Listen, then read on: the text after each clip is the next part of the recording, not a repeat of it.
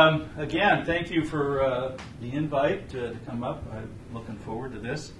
How many of you are dairy producers?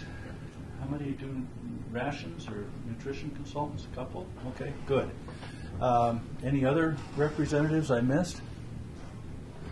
Okay. As Butch and Brian indicated, you got to realize I'm an old professor, okay? You prop me up with a bunch of slides, I can go 50 minutes and give a regular lecture, okay? But I don't think that's what you're here for. So please stop me, ask questions, let's have discussion. I'd rather the slides be kind of like, okay, that's a good point, or I've seen that 10 times before, flip on, move on, and that's okay. So let's keep it as informal as possible and try to pull some information out. So, I was asked to kind of come out and talk a little bit about feeding grass, and particularly, I guess, some of the work that I've done with Behrenbruch over the years. I'll be up front. I've done, my background, I'm a dairy nutritionist at the University of Wisconsin. I have been involved with forage research since the 80s. Did a lot of years in pasture work. Kind of really got me interested in feeding grasses. Those of you that are familiar with the Midwest, I kind of joke about the fact that when I came in the mid-'80s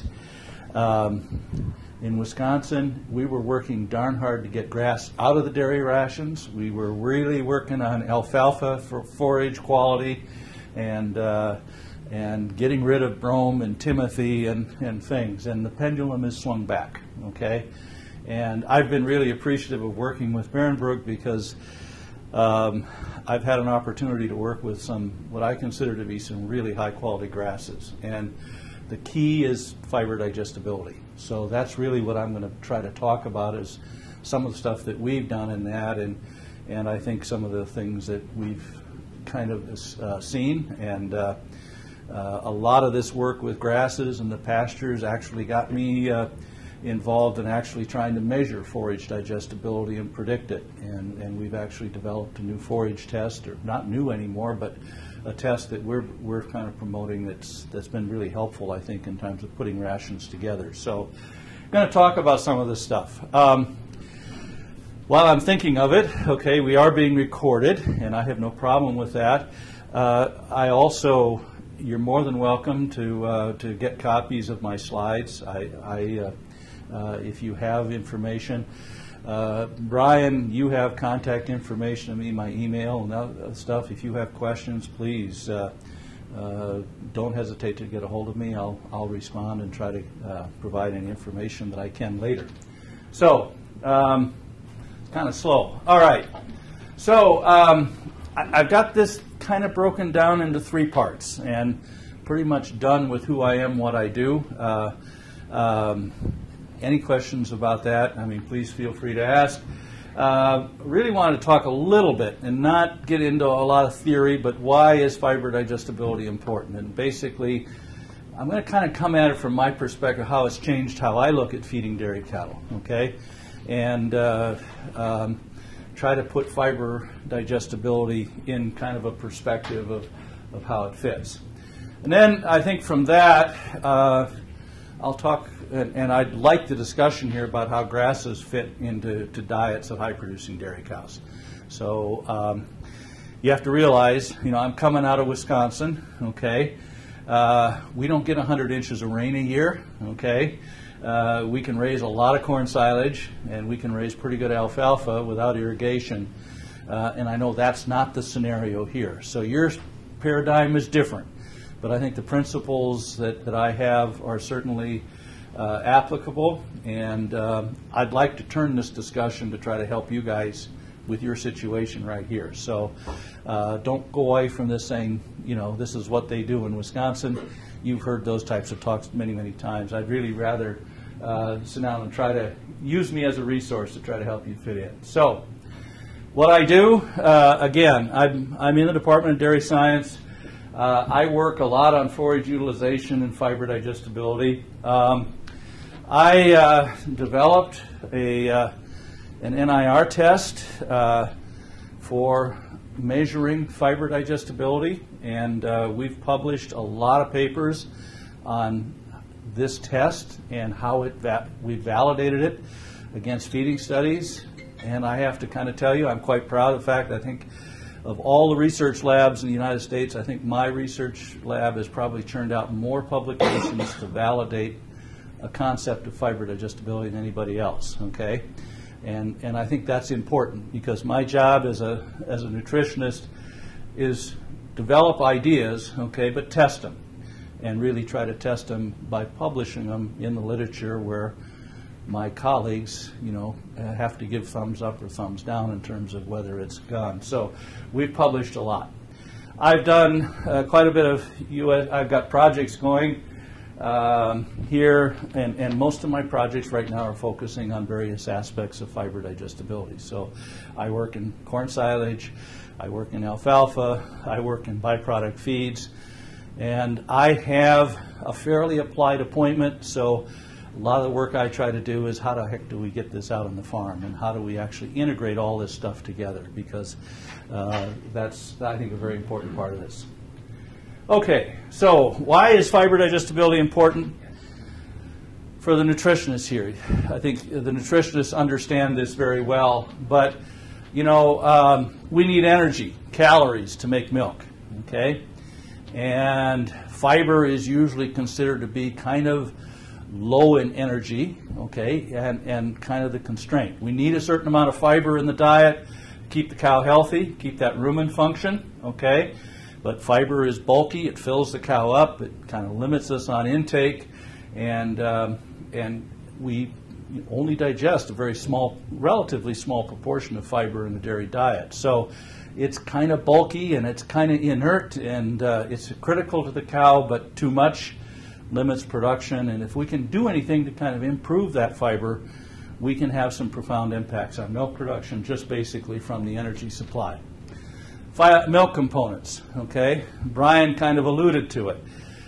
Fiber digestion in the rumen makes the kinds of things in the rumen that support butterfat, okay? And right now, a butterfat market is big. Butch was telling me, and I'm kind of envious of the milk prices you guys are getting. We're hurting in Wisconsin right now. I think we may be up to a little over $16 a hundredweight, but in January we were down around 13. So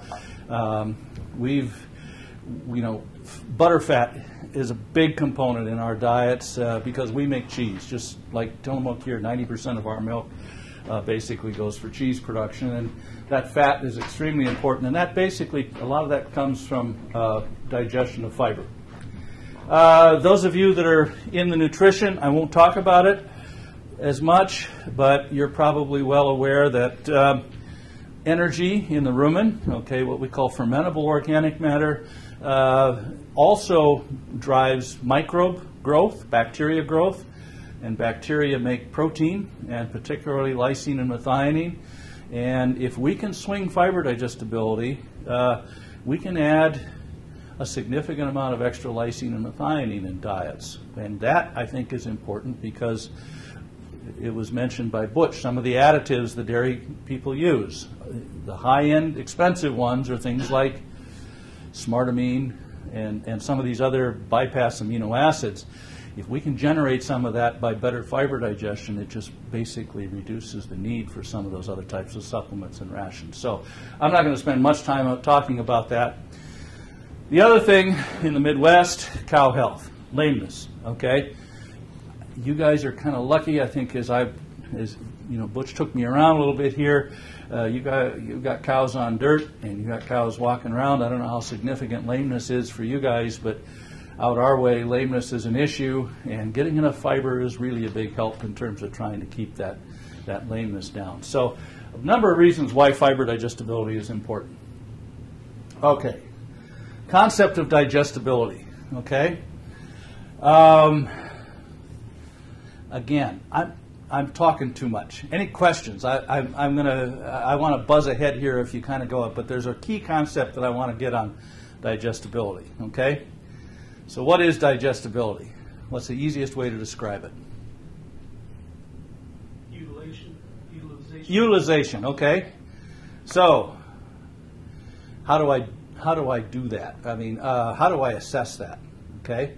So I'm going to start with the easy one. Okay. How many of you have had a nutritionist that has screened manure and looked at corn kernels, looking for corn in the manure? Anybody done that? Okay. So what are you doing? Why are you bending over and washing cow crap and trying to figure out what's going on? What are you trying to assess? You need to break that kernel. Yes. Did you crack that kernel and did it go through? Okay. Undigested corn is what winds up in the manure. Okay. Okay. And that doesn't do the cow much good. Digested corn is, you just don't see it. Okay. So I've got just a little screen here, and you can see here a kitchen strainer, kind of washed. You see all those little yellow flakes, okay, or spots. Okay, that's uncracked corn. Corn should be, we figure, about 96% digestible. Okay, so if I wash a manure sample and I see something like this, what's the red flag? There's money on the table. Okay, I'm not getting the corn digested out. Okay, this particular example, just eyeball guessing, it's a teachable moment for a farmer. You can sit down and say, look, there's 3 to 4 pounds of milk laying on the table here that we fed and it just went right through the cow. We didn't get it out. So corn is pretty easy to kind of do a teachable moment, and that's why it doesn't take a lot of technology to kind of assess that. Okay, value of that. In the Midwest, virtually all of our corn harvesters now have kernel processors. And we crack that corn and reduce the particle size to get that down. We spend $25,000, $30,000, $35,000 on kernel processor units, on choppers, and our larger farmers figure that they can pay, that thing pays for itself in about 1.5 to 2 years. So there's a return on investment because we can get that corn out of there. Okay? So this is easy. Yes? By utilizing ground corn, does that alleviate any of those issues? Yes, to some degree. Okay? But you go in the Midwest, and again, we're different. And I, so if this is relevant to you or not, but, we're talking about dry corn. When we feed it in TMRs, we're talking about 200 micron screen grind. This stuff is finer than poultry feed. I mean, it's like flour that we try to get that stuff down to. That doesn't come cheap, but we have mills that will grind it to that quantity. High moisture corn, not quite as critical. We get that down, processed pretty fine also, but we really knock those kernels down to basically get that starch. Okay, so that's important. Good question. Okay, so starch is not the only carbohydrate. Okay, so what's a carbohydrate? There's 2 kinds. Okay, there's fiber and there's starch. Okay, starch is the easy one. Okay, and so I started with that. Fiber is also a carb. Okay, but it's a little bit more difficult to try to assess because, first of all, fiber is never 100% digestible. Okay, what that really means is I can take plant fiber and I can put it in a cow and I could leave it there. Actually, some of our tests, we'll leave fiber in a cow for up to 2 weeks, okay? And with certain fiber fractions, alfalfa, we'll still have somewhere in the neighborhood of 40% of the fiber that was fed is still there, okay? It'll never digest. The cow just has to pass it off, okay? So fiber is a little bit more difficult. When you wash a manure sample, all this brown stuff in here is fiber, okay? There's always going to be a big pile of fiber in manure because there's a big portion of that that's not digested, okay? I'm going to kind of lead you down the story here. That's where the profit is, though. We can process corn and get maybe 2 to 3 pounds of milk, okay? If we can get a handle on this fiber digestibility, we can swing milk production 6, 7 pounds easy, and I see that on farms all the time. So that fiber digestibility is much tougher to measure, but it has a big impact on milk production in cattle. Okay, so fiber is lower in energy than starch, okay, pound for pound. If feed a pound of fiber, I'm not going to get as much milk out of that as a pound of corn. But the reason for that is they're both carbs. The difference is digestibility. Fiber is usually less than 50% digestible. Corn, if we're doing it right, it should be 96%, almost 100% digested. So that's a big swing. Okay? The other key concept, okay? 2 to 3 unit drop in digestibility of either starch or fiber is enough energy to make a pound of milk in terms of calories. Okay? So that'd be, let's say if I went from 96% starch digestibility to, let's say, 95, okay? And I could see that actually in a screening, okay? That's enough to support about a pound of milk. So those flakes that are sitting there in that screen tell me, you know, that's an issue. The trouble is how do you know when you're with fiber? I'm going to mention a number 42. 42% digestibility is very typical of alfalfa and corn silage. And if I get down to 40, I'm losing a pound of milk. But how do I see that? You can't see that with a screening because there's a big pile here. There's always a lot of fiber on that screen. Okay, so we have to kind of develop a test. Good question. Any other questions? Too slow? Too fast?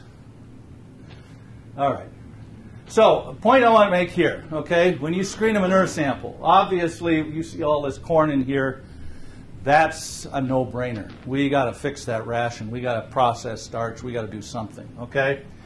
But if we see a situation like this, 3 to 5 pounds of milk is what we're typically looking at. If we can take care of that and remove that corn and get that stuff digested, we can swing milk production 3 to 5 pounds, okay? I'm going to argue that, and we've seen it, fiber digestibility, okay, if we can swing that, we can swing milk production as much as 6 or 7 pounds. So it's a big deal, okay? And that's where we're coming in. So what are the things, some of the things I can do to improve fiber digestibility? Number one, grasses are higher in fiber digestibility than alfalfa or corn silage, okay? So feeding grass is one thing you can do, okay? Some of the byproducts that you guys are feeding, apple pomace, okay? A lot of fiber in that, but the fiber is highly digestible. So there are certain byproduct feeds that we can feed that can kind of swing that, okay? But I'm also going to kind of bring up the point that in grass, okay, there are genetic differences in plants that affect fiber digestibility. And I think that's a really important thing to kind of, that comes down to seed selection, okay? So again, one of the things that's really piqued my interest in working with Barenberg over the years is that I'm going to go back a little bit, okay?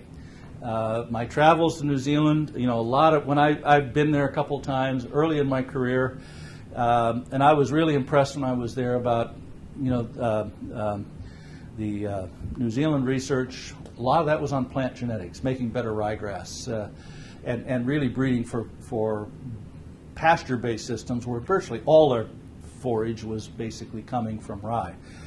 But they were one of the few places in the world that really had bred grass for dairy cattle, okay?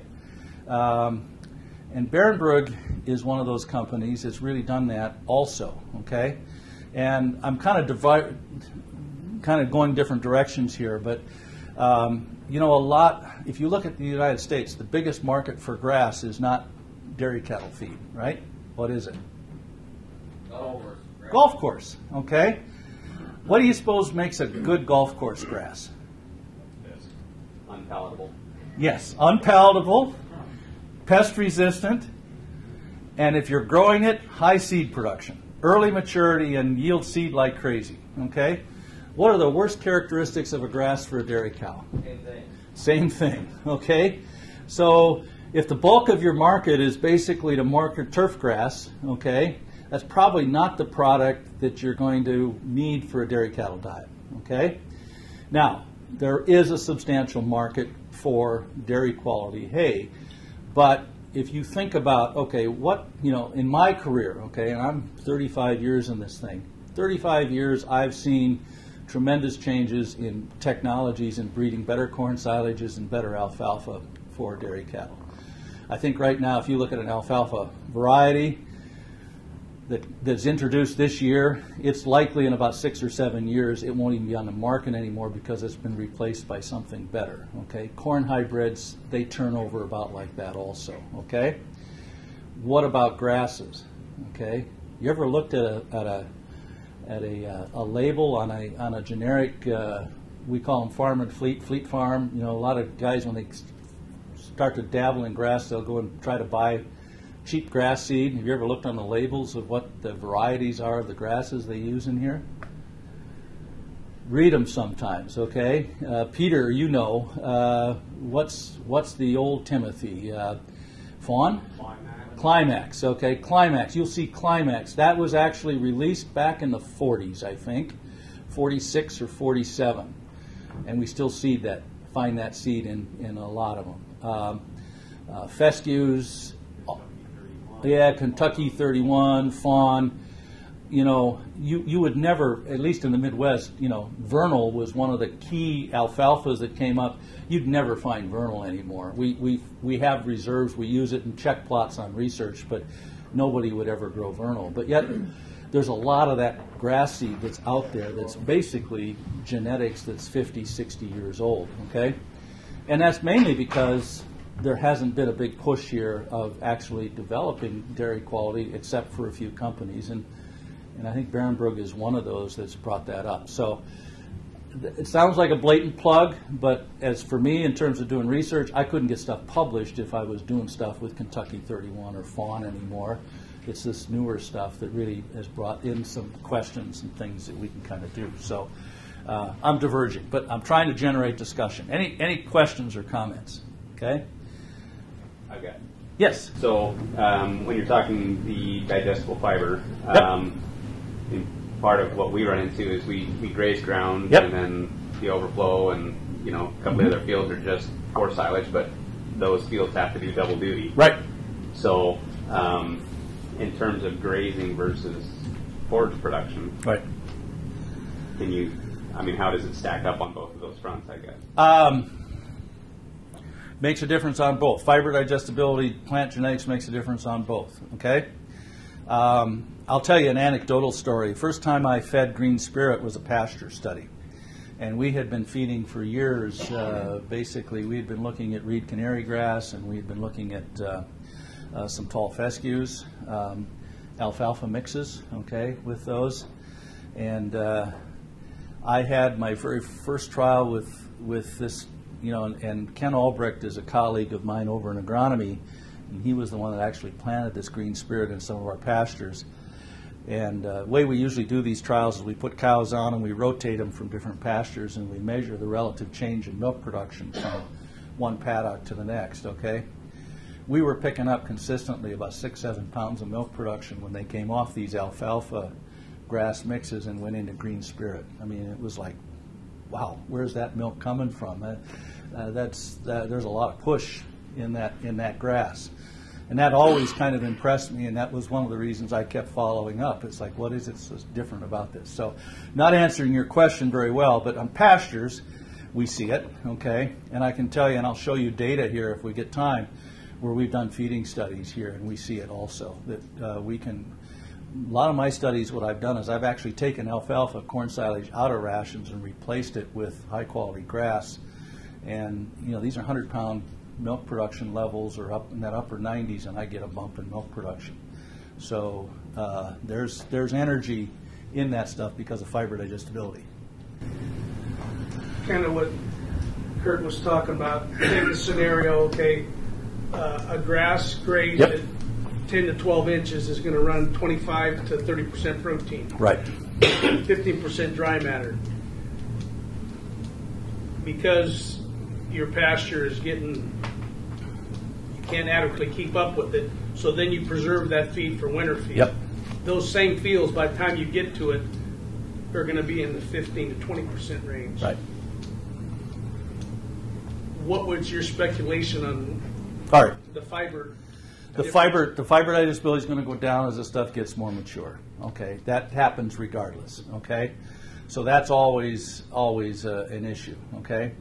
Pasture versus confinement feeding, the other things that come in is intake, okay? And that's always another thing that we struggle with is I cannot get cows to eat as much dry matter per day on pasture as I can when I feed it as silage. So that kind of compounds stuff. You've got a little lower fiber diets on pasture because cows will select. They eat the top third of that plant. There's less fiber up there than there is when you harvest it and take it down a little deeper. So it's kind of apples and oranges, okay? But you have to kind of sit down and say, well, if I have to, and I'm going to. I mean, you have to make these pasture systems. You have to harvest off the excess, okay? But there is a difference, I think, between harvesting off the excess of something like a high-quality grass, okay, and let's say a lower quality grass. You're going to see the differences in silage on feed out there, okay? So I don't know if I'm answering your question very well, but there's good biological reasons for why that happened. Would you Yep. go to like taping off a certain amount? In other words, you're not, in essence, you're forcing the cow to eat more of the plant so she does get more fiber in. Right. I don't know how tightly you guys, I just driving through the countryside here, I see paddocks, and you're kind of I assume you're kind of running paddocks. You're running grazing for a period of time, letting them take it down to a certain level, back up. The way I've always grazed is, we call it management intensive grazing, where we have a lead fence and a follow fence, and we go 3 days, and we move the fences daily, but after about 3 days of grazing on a strip of grass, they don't have access. And I've got pictures, I didn't put it in here, but one of the things I found always interesting is when we put cattle out on those paddocks, you typically see these, they'll take that lead edge, the new break, they'll take that down probably 6 inches or so, okay? But if you watch those, particularly later in the summer when growth gets a little bit more definitive and controlled growth, there's kind of a stair step. The second day there's a little shorter stubble, and the third day those cows are going back out there. They've got better quality grass up front, but even on the third day of growth, they're coming back and they're cleaning up some of that fiber, and I think that's an appetite. They know that rumen, they feel better if they get some more scratch in that rumen, and they figure out how to kind of make those systems work. So I don't know if I'm answering your question very well. It's just kind of an observation that I've seen over. Well, I mean, if you turn them into a field and you just let them clip off the top, and then you gave them fresh feed, they'll just keep on clipping off the top. They'll just keep clipping off the top, okay? But when you have these limited things, like I said, where we're stocking fairly heavy and we kind of manage it close, you'll actually see it stair step, so they don't go up and, they've got a choice. They've got better and poor, basically because of what they've pre-grazed, but they will go back. When I was growing up on the farm, my dad in the wintertime, every once in a while he'd throw some straw out in the old stanchion barns for cows, and they'd eat, It's just like every once in a while they just needed something to kind of get some ballast back in that rumen, and I don't think we understand all that very well. I'm going the wrong, I'll never get done here, but good questions and good comments. Okay, so concept of digestibility. Poor digestion of fiber in cows is less than 40%, okay? So Holstein cow, and I know a lot of jerseys here, but I typically figure that a Holstein cow is going to eat around 16 to 18 pounds of NDF a day. NDF is how we measure fiber, okay? So if you figure 16 pounds of NDF, 40% of 16 pounds is what? That's 4 plus 2. That's about 6.5 pounds of fiber that they actually digest. All the rest of it goes right on through, goes out the back end. That would be 40%. Okay, 50% digestion would be excellent. Okay, 16 pounds. That's talking instead of 6.5 pounds of digested fiber. That math that I just went through.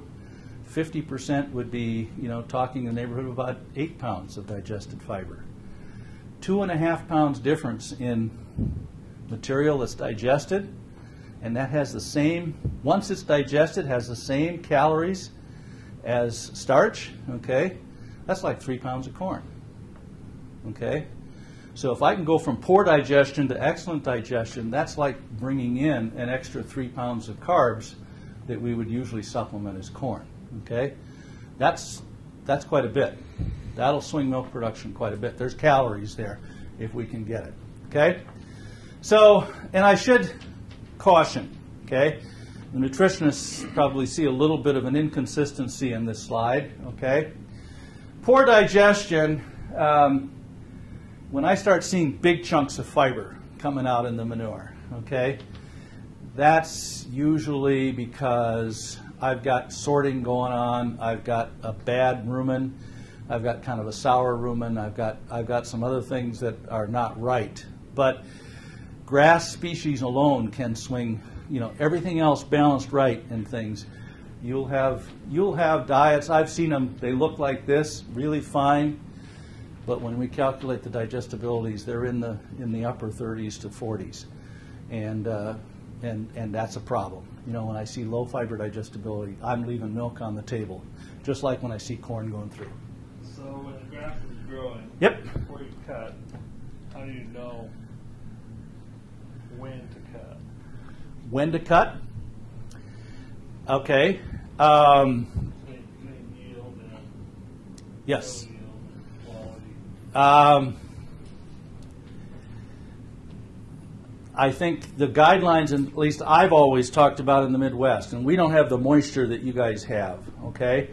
But, you know, we're talking about, I always tell producers, I want to probably start grazing, ideally, when this stuff is about 12 to 14 inches tall, and take her down, you know, to about 6 to 8, okay?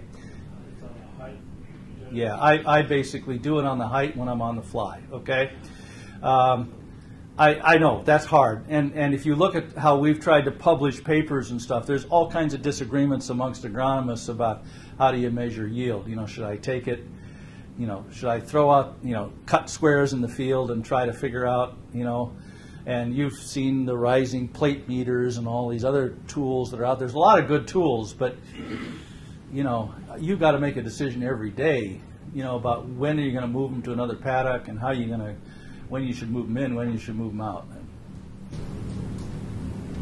So the fiber correlates with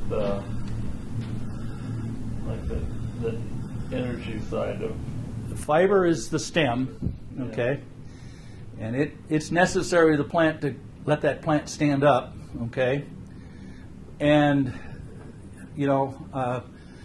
Maybe I should explain things a little better here. Okay, typical diet for a dairy cow, she needs about, you know, just rough number, about 30% of her diet intake has got to be fiber, just to keep her rumen healthy.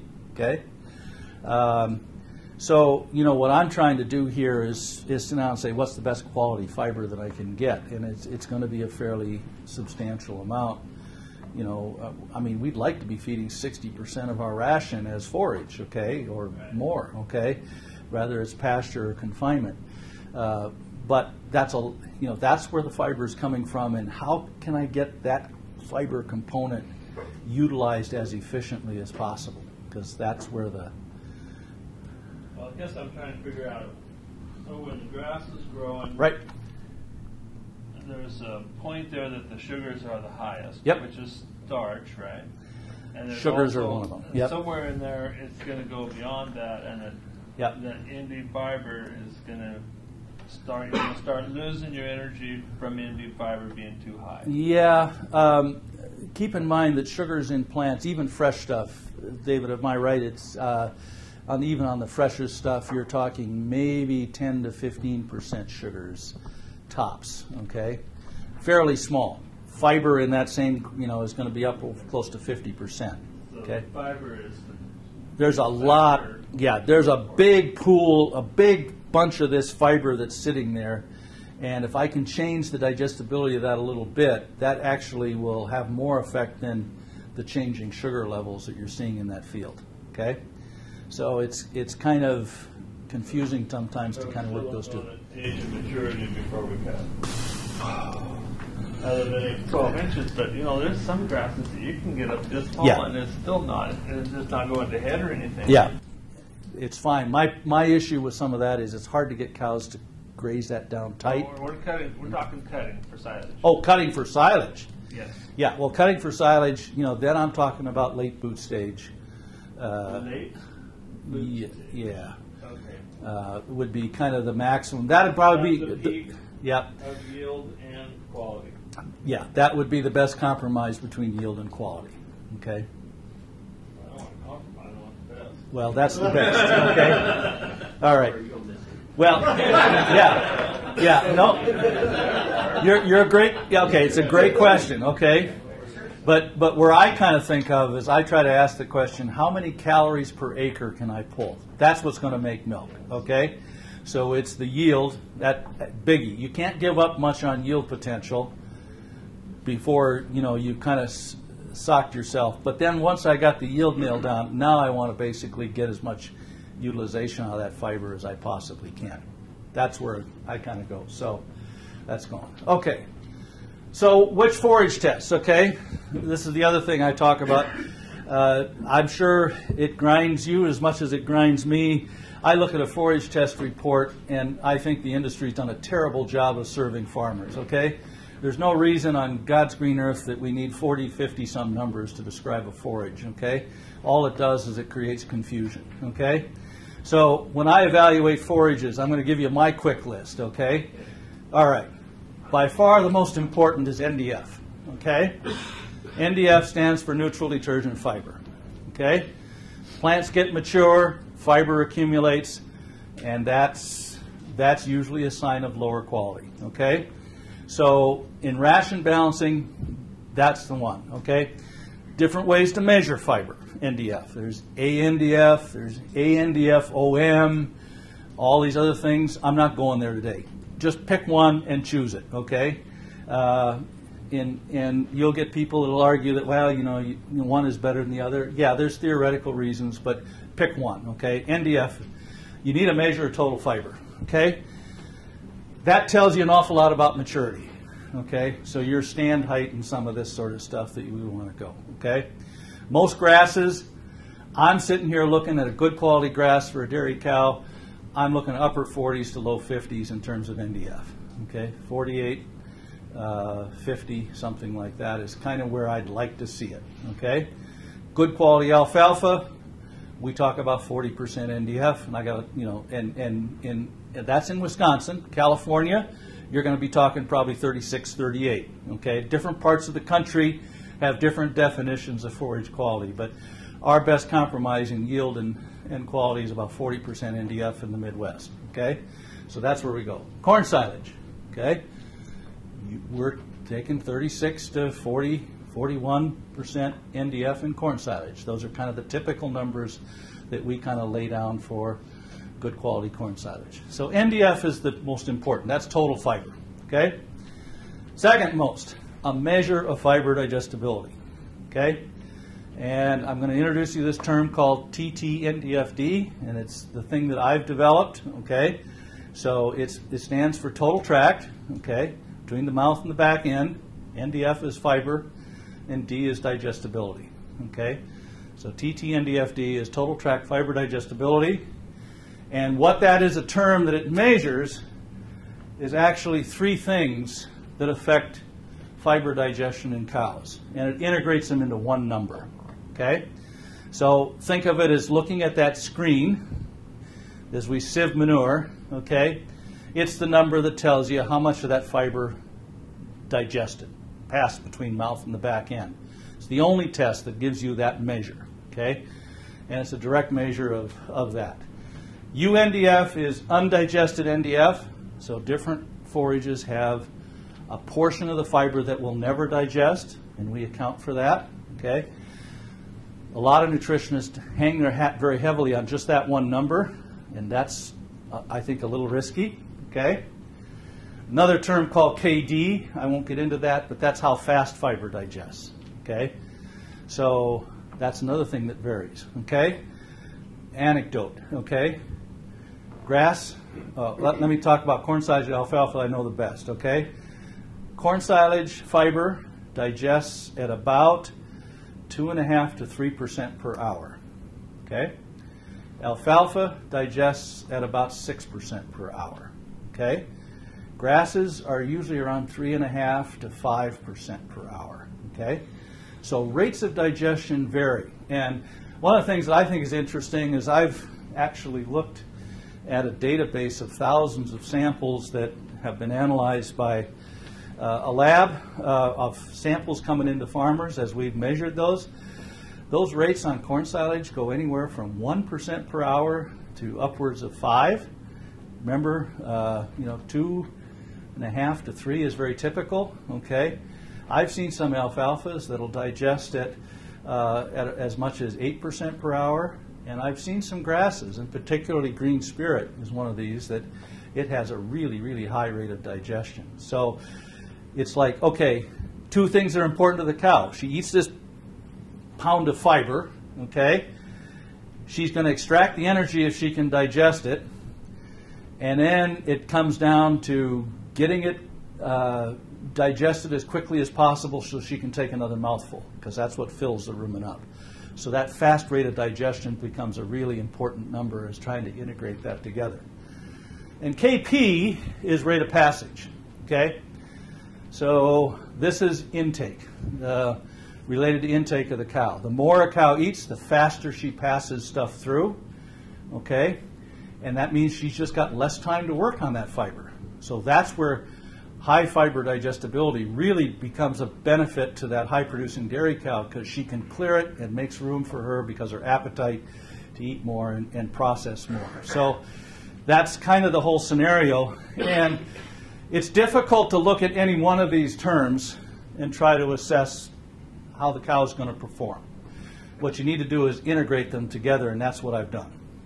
I was curious then, if a producer here was going to send a sample in Yep. to get fiber digested, a grass sample, would you recommend a 24-hour or 30-hour, or? You're raising a great question, and you're going to push me along here because I have a recommendation. Okay. Actually, I'm going to have you do it. Okay. Or I'll show you. You're going to actually use 24, 30, and 48, and you're going to use all three. Okay. Okay. So you're familiar with RFQ and milk per acre. How many of you have seen those terms? RFV. Okay. Those are good hay marketing terms. I'm not going to disparage those, okay? If I had to look at a lot of hay, but what's the big driver on RFQ? NDF, okay? And, the problem I have with that is I'm trying to put a diet together, okay?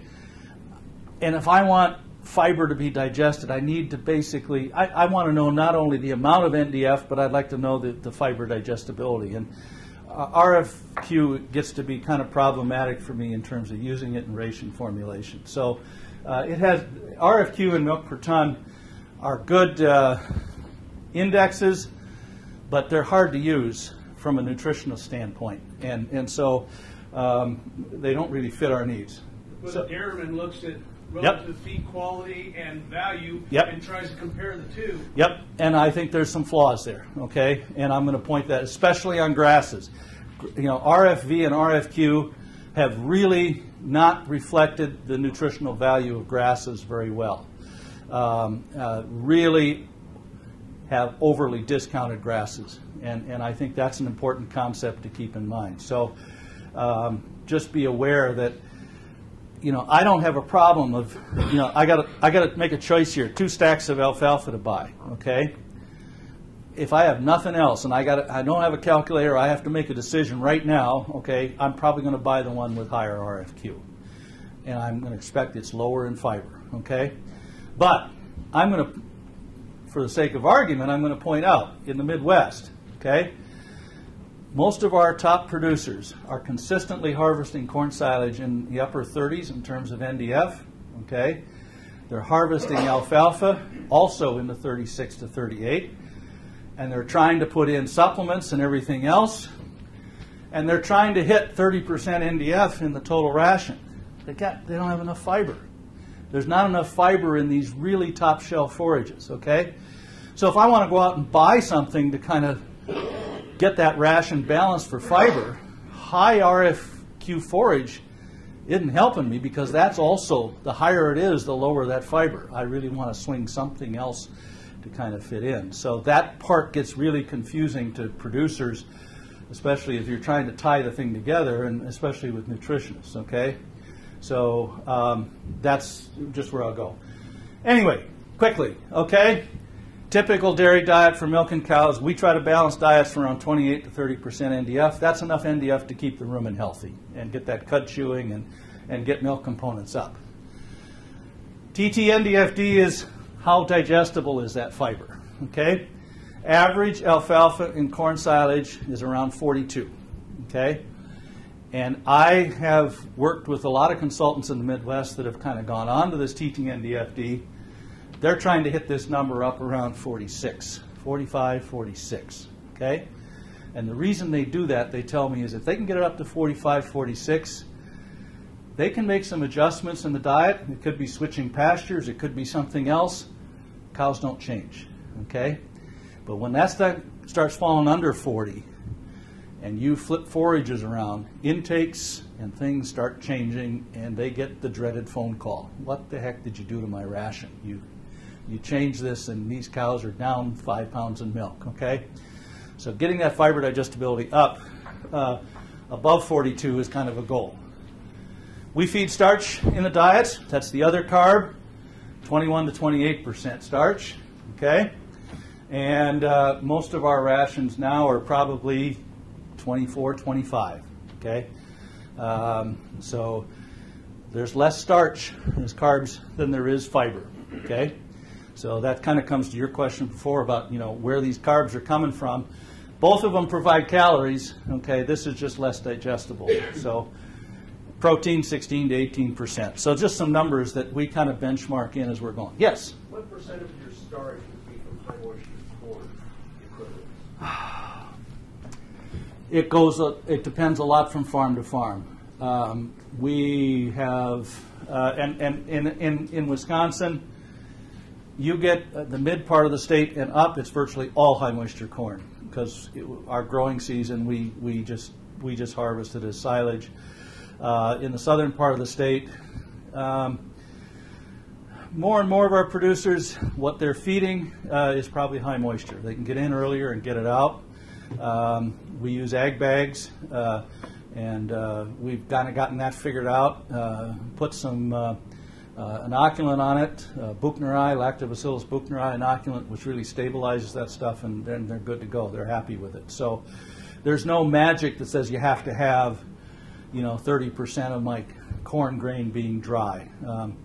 Where we see the dry grain is where our hards are big enough and the land base isn't big enough to support all the cropping. And then they'll go out and buy corn, and then they'll flour the heck out of it, and they'll bring that in as a supplement. But if I have land base enough, I'm probably going to be putting the bulk of my corn in as high moisture. I don't have to pay drying expenses. I can get it done earlier. Just seems to fit in our systems better. I don't know, how is it here? I'm hearing horror stories about. Silage is quite new to this area. Yes, and Butch and I were talking. He was telling me about that. I think there's good reasons. I mean, this type of weather, cloudy, cool, high moisture, corn needs growing degree days, and you're not going to get them probably here. So you're trying to fit, a square peg in a round hole. Probably it's not a cropping system that fits you very well. I think they're lucky to get a half a degree day here. Okay. Seriously. Yeah. About 150 days for 70-day corn. Yeah. So that's an issue. It's going to be hard. To try to.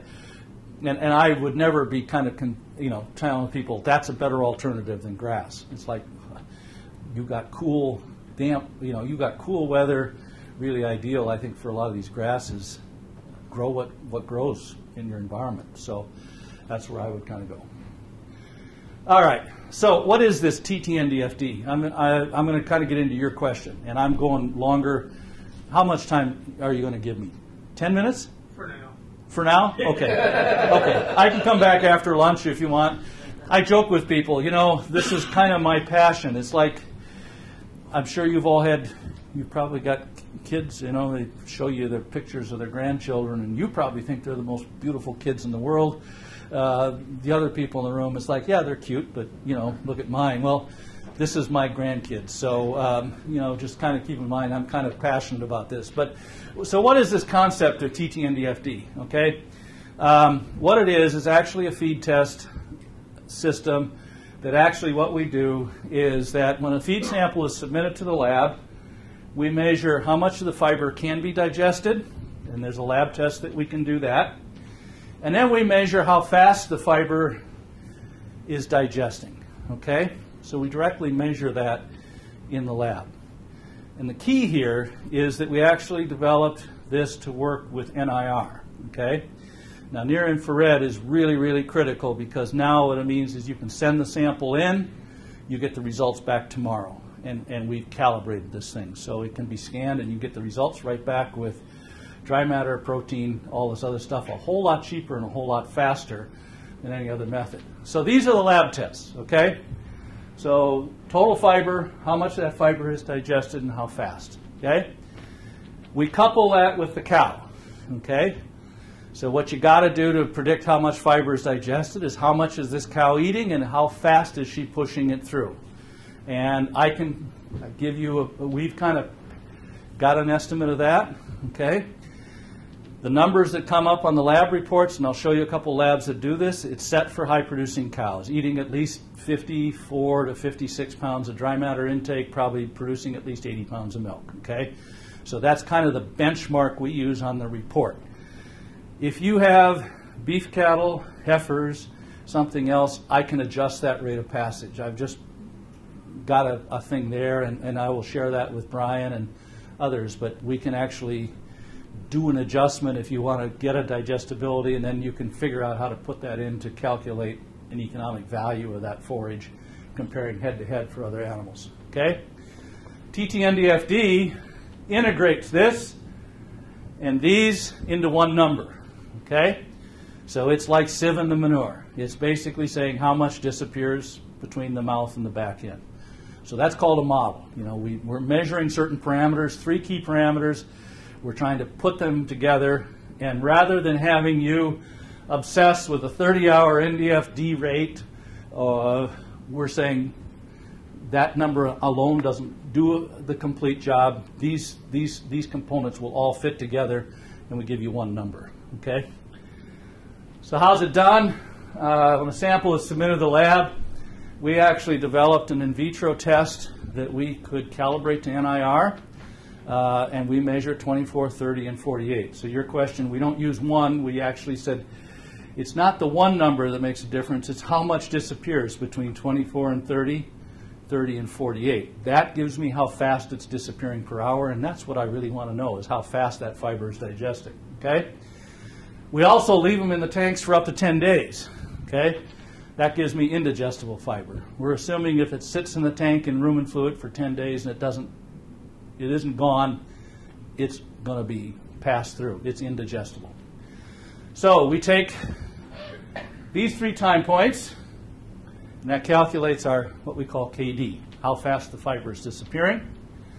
The potentially digestible is derived from this, that 10-day fermentation, okay? And then we put our cow in to the model, and we predict then total tract NDF digestibility. And it's actually a little formula, a very simple little formula that we use to kind of integrate all those numbers together. So, sounds kind of bizarre. I kind of equate it, the best way to think about this is kind of like talking about how far you can drive your car, okay? How far you get down the road is going to depend on how much gas you got in the tank and the fuel efficiency of the car, okay?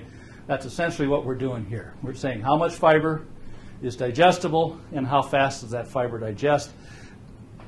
That's my estimate of energy. So that's the best way that I can kind of relate that back to kind of a practical. So where do you put that number? I mean, is it under NDF? Is it under relative feed value? Or? It's under TTNDFD, okay? So you've got a separate number than anybody I'm else. just guilty as charged. I just added another number to the forage test report, okay? Now my mission in life is to get rid of all those other ones, okay? Okay. So how does this work? We've published a lot of validation studies, and that's one thing I'm quite proud of. It's one thing to have an idea and try to sell it, but you basically have to run it through cows. And I want to show you just one study. I think it's kind of interesting. This is a study where we took TMRs from feeding trials that had been done at the University of Wisconsin between myself, Dr. Randy Shaver, Dr. Lou Armentano, several of us that work in nutrition. And what I did is I just said, okay, you guys have done these feeding styles. We always measure in the cow fiber digestibility in a typical feeding study. So we have the in vivo. We know what the cow said, okay? We just happen to have about 20-some diets here that we actually had the diet still, okay? So what we did was we said, okay, take those TMRs, okay, run those TMRs through that in vitro system, blind them so the technicians doesn't know which is which, and let's see how they match up, okay? So this is our lab test where we measured 24, 30, 48 in the INDF, and we plugged it into our standard equation and what we predicted fiber digestibility would be. And this is what the cows said. So this was measured totally before the studies were even done. Okay? So a couple things I think are kind of interesting here. First of all, the matches up not too bad, right? Lab test seems to follow pretty closely. It's not perfect, but we didn't do any fudging. We just said this is what it is. Okay? The other thing I think is really interesting is that when we do feeding studies, for the most part, we follow the dietary guidelines of the NRC, and these diets are balanced for protein, starch, everything should be pretty darn close except the single parameter that we're trying to test, okay? And even in these research diets, we found total tract fiber digestibility is going from 35 to 55, 20 unit swing in fiber digestibility. Remember I said 2 to 3 pound unit change in fiber digestibility equates to a pound of milk production? That's actually what we kind of saw in milk production potential here. 20 pounds, and you could actually track a lot of that difference in potential milk production was just due to the fiber digestibility. So fiber digestibility is hugely variable in dairy cattle diets. When you put them all together, this test seems to pick it up, and more importantly, when the cows tend to agree to it. So we've done other feeding studies. I won't go into details on that, but that's kind of why we've really kind of pushed this concept that this is tied with biology. Now we have a few outliers. Things I can tell you that'll really screw up TTNDFD is if I've got sorting, if I got acidosis going on in those cows, if my nutritionist has really screwed the ration up or my feeders, okay, TTNDFDs are going to be out the window because this is assuming that everything is tweaked and running as it is, and it just basically says forage quality. Fiber digestibility is a big component of forage quality, and cows will tell you whether or not that test is working. Okay, so it's a qualifier. So where does it come? This is one lab report. This is Rock River. There's 2 labs you can get it for here, and I'll give you the websites here. Rock River at Visalia can do it for you. Lab in Boise, I've got it here in a minute, also can get you that number. But you can see here with Rock River's forage test report, they do a TTNDFD, okay, and that's of this particular sample. One thing I like about the way they've used their test is they give you a 60-day running average. So in this case, it's processed corn silage. All the corn silages that they've seen the last 60 days averaged, surprise, surprise, 42. Okay? This particular sample tests almost 48. Okay? What do you think of that corn silage? Good, bad, better than average, poorer than average? What's that 48 mean? Better than average. 6 units better than average. I would be willing to bet this stuff will feed about 2 to 3 pounds better milk production than the average. Okay? It's going to feed better than the book values. Okay? That's kind of nice for a nutritionist because that says, okay, corn's expensive. Maybe I can pull back a little bit on starch. That's the other card. Push this a little harder, and maybe I can cheapen that ration up a little bit. So that number comes in and it kind of plays a role here that kind of fits in. Okay? So that's where we would use it. Okay? So that's just a quick example. All right? I don't know if these numbers are current. I think they may be a little bit off, but it used to be the basic forage NIR test report at Rock River was around 22. To get a TTNDFD, and they'd also give you silage, acids, and pH. cost you 26. So it was $4 to get that information, and it came back. Okay, so it's next to nothing in terms of costs, and I think now it's around 30, but I haven't checked Rock River's prices, but it's a nominal cost. Okay, and the beauty of it is our producers, and you know, in Rock River, you would send it there, you'll get the results the next day. Okay, so you don't have to wait 10 days to, you know, or something for that whole wet chemistry analyses to go. Yeah. I still wrestle with this passage rate Yep. phenomena and some of the assumptions you make with your digestibility. Yep. As we go, we feed a lot of grass and Yep. graze. Some from our dairies graze pretty hard. As we go from feeding 20% grass in the diet to 75% as pasture, Yep. the total dry matter, how do you suppose that changes passage? It does change it, and I can actually give you an adjustment for that too. I base that rate of passage stuff on a series of studies. There's about, I think it's close to 80 different feeding studies that were done with different types of diets in beef, cattle, and dairy on different types of diets. And I'm using the rate of passage predictor in this model that's with corn silage alfalfa based diets. Okay? But when you go to pasture only, or the bulk of the thing, that rate of passage will change. But with this TTNDFD formula, it's pretty easy to basically just change that one number and everything. So what I try to, this is kind of going maybe a little deeper than I wanted to, but I think there are two genetic primary characteristics in plant fiber that are really plant-based. Plant genetics, okay? Indigestible fiber and rate of fiber digestion, okay? So those are kind of things that we can breed a plant for, okay? The other mediating factor is intake, and that's rate of passage, and that has to change by the type of cow and the type of diet that she's fed. But I could give you those numbers, and I've actually, again, I'll share it with Brian. I've actually got a spreadsheet. Yep. Yep. Yep. Yep. So this number here is for a cow that's eating about 54 pounds of dry matter intake on an alfalfa corn silage based diet, producing at least 80 pounds of milk. Okay, so you got to pick a number. Okay, and for the Midwest, that's a pretty good place to start. But on a pasture based diet, there's no reason we couldn't shift that. And I've actually talked with Rock River; they'll do those adjustments. Okay, so we can make that. Okay, all right. Why is fiber digestibility important? This is just one quick example, and then I've got two other parts of this talk if there's time this afternoon, or if you want me to talk more, I will.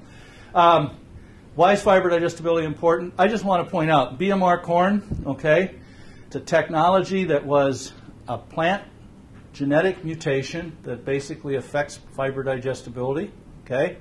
What it really changes is the indigestible NDF fraction in plants. It doesn't really change the rate of fiber digestion in corn.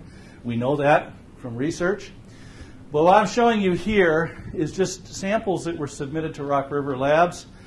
And all I did is I went through their database, and this is highly unscientific, but what I did is I said, these are samples that came from farmers.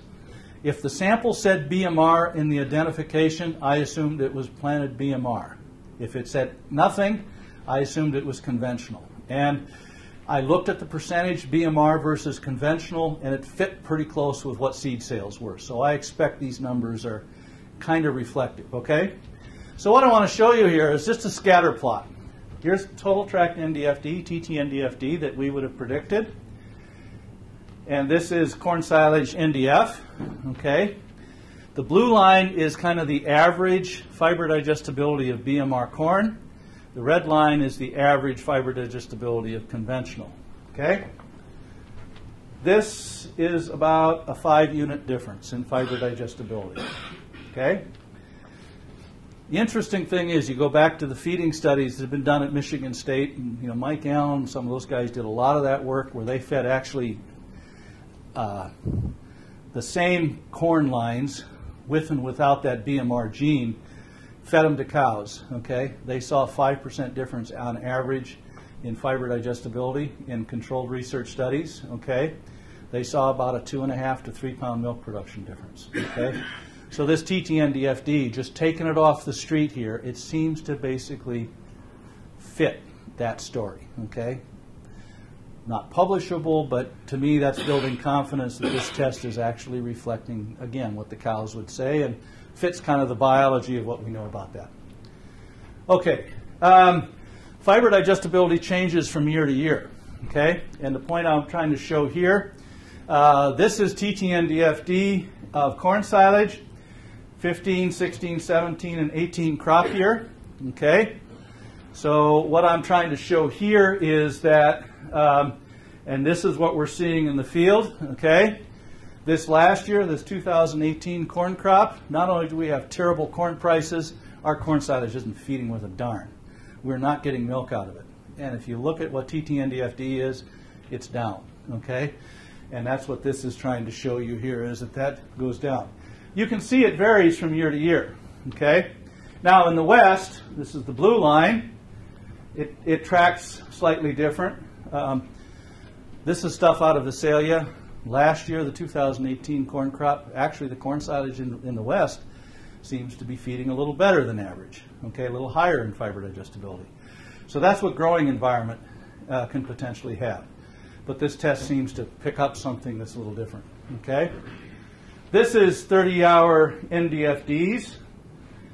You don't see the same trends, okay? So this is kind of my argument that one of the problems with using what most nutritionists would, a 30 or a 24, we don't see things that seem to track with what the forages are feeding quite as well as with what TTNDFD does, okay?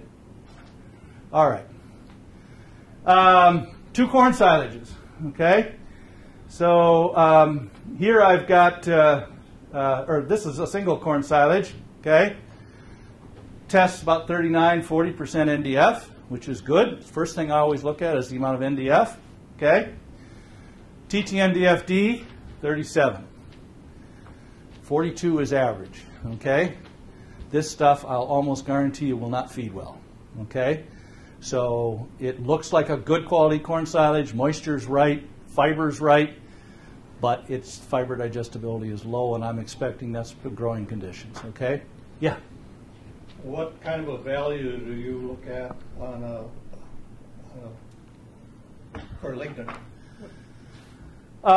You know, lignin changes quite a bit from type of plant to type of plant. Corn usually is run about 1.5–2% lignin. Alfalfas will run about 6 to 8. Okay, so I don't look at deviations in lignin very close. I actually look at TTNDFD. It actually does a better job of predicting digestibility. But isn't it relative to when it is cut? Maturity? Yes, it is. I mean, the more fiber, the more lignin you're going to have, so that number will go up with maturity. Okay, but what TTNDFD will say is cut this particular material, cut as you have it sitting in the bunker or right in front of you. This is what its fiber digestibility is. Okay, so it's a little different than maybe the question about when do I cut or when do I harvest. This is what have I got to deal with. Okay, so it's a little different type of an approach. All right. Okay, I think I'll finish up with this one, or yeah. Oh, no, I got 2 slides. Okay, just another example. This is an alfalfa. Here I've got a sample that's 42% NDF. This one's 42, so they're about the same level of NDF. This one has a TTNDFD of 51. This one has a TTNDFD of 42. Okay, 42 is average. Not a bad alfalfa. Okay, but if I were buying this stuff and I had it sitting in a stack, which one would I choose? I'd take the 52, okay? The interesting thing is, I think it's here, relative feed value on this one was 138, 136. Relative feed value is almost exactly the same on these two, but that TTNDFD said one is 10 units higher than the other, okay? So it tells you something that relative feed value. Okay. I apologize, I'm going way longer, but good discussion. I hope this was useful. Ration balancing with TTNDFD, the point I want to bring up here. High Desert Dairy Lab in Boise can do TTNDFDs for you, okay? And I've got your website there. Rock River Labs in Visalia can do them, okay? And these would be NIR tests, and I'm guessing they're in that $30 range to do a test on a forage, okay?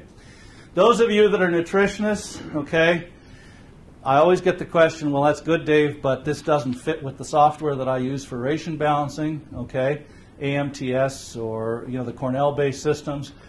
We've actually adjusted on the reports the KDs, the parameters that go into the AMTS, the Cornell model, so that these things are compatible, okay? I'm going to be kind of smug and tell you that the numbers in the Cornell system are wrong, but because that's not what the cows say. But we're not going to fight Cornell. We'll say, fine, we'll change the numbers. I know how to calculate the right ones. Okay, they'll come around eventually. Okay, and then as I said, those of you that may be interested in feeding heifers or beef cattle, particularly on pricing forages, pasture, great question. We can adjust this TTNDFD to be more reflective of the type of livestock you're feeding. So it's kind of a gauge that's coming in. We also want to point out here that TTNDFD means the same thing in corn silage as it does in grass, as it does in alfalfa. So it's the digestibility of that fiber. So we can actually use that in ration formulation. We also have a library of TTNDFD values of co-product feeds. So apple pomace, beet pulp, distillers, anything that you're feeding that can bring supplemental fiber, we can test it and we can actually get you values for those things so that you can actually put a ration together with this. Okay? And the key thing is target your dairy rations for greater than 42%. Okay?